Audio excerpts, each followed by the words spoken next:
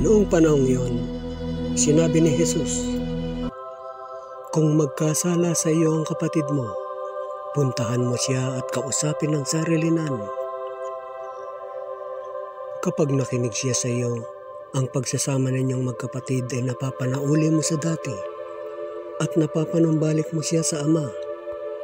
Ngunit kung hindi siya makinig sa iyo, magsama ka pa ng isa o dalawang tao upang ang lahat ng pinag-usapan ninyo ay mapatunayan ng 2 o 3 saksi.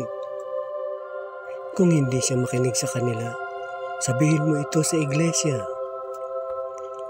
At kung hindi pa siya makinig sa iglesia, ituring mo siyang hentil o isang publikano.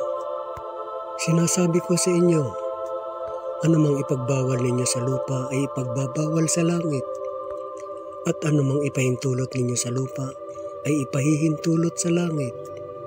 Sinasabi ko pa rin sa inyo, kung ang 2 sa inyo dito sa lupa ay magkaisa sa paghingi ng anumang bagay sa inyong panalangin, ipagkakaloob ito sa inyo ng aking Amang nasa langit. Sapagkat saan naman may 2 o 3 nagkakatipon dahil sa akin, naroon akong kasama nila."